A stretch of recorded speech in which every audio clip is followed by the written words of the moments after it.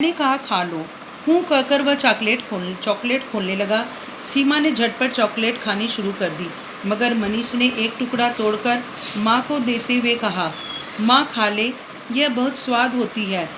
आज उसने मुझे गुब्बारे खरीदने के लिए भी नहीं कहा। मैंने हौसला लेकर बात शुरू की, बच्चों, मैं जानती हूँ कि इस वक्त आप मुश्किल से जीवन बसर कर रहे हो। इन हालातों से निकलने का केवल एक ही साधन है, विद्या।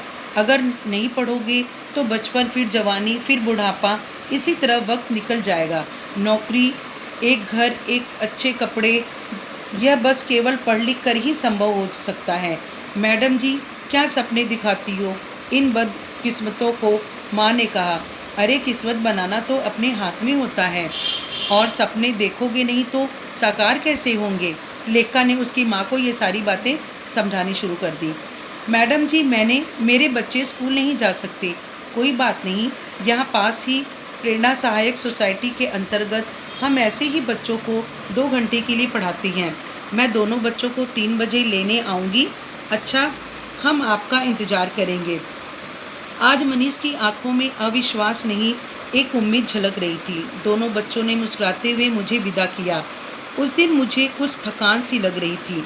रात को ज्वर यानी उनको बुखार हो गया, और मुझे स्कूल से 3 दिन की छुट्टी लेनी पड़ी।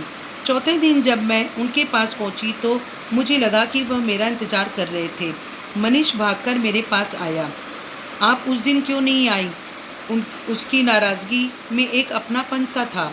हाँ, मैं बीमार हो गई थी। उसके सिर पर हाथ फेरते हुए मैंने कहा।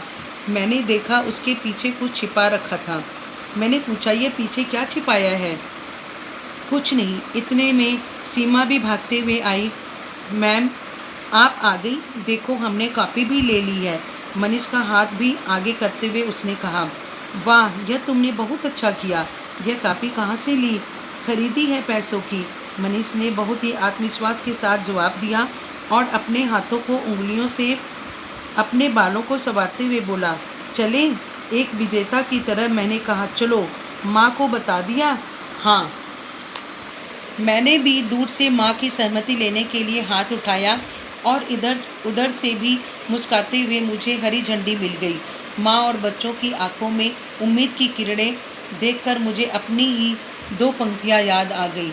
श्रम की बस्ती से उठकर पाठशाला में जाना है, अपने हालातों से लड़कर जीवन सफल बनाना है।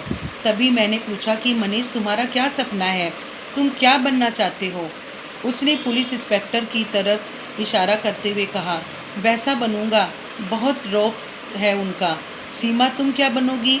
मैं आपकी तरह मैडम बनूंगी, सबको पढ़ाऊंगी। सबको जोर देते हुए बोली, बिल्कुल बन सकते हो, अगर पढ़ोगे तो। लेखिका ने उनको पढ़ाने का यह वादा पूरा करके उसे बहुत खुशी महसूस हुई, और वो कहने लगी कि प्रेरणा में गजब की शक्ति काम करती है। Thank you.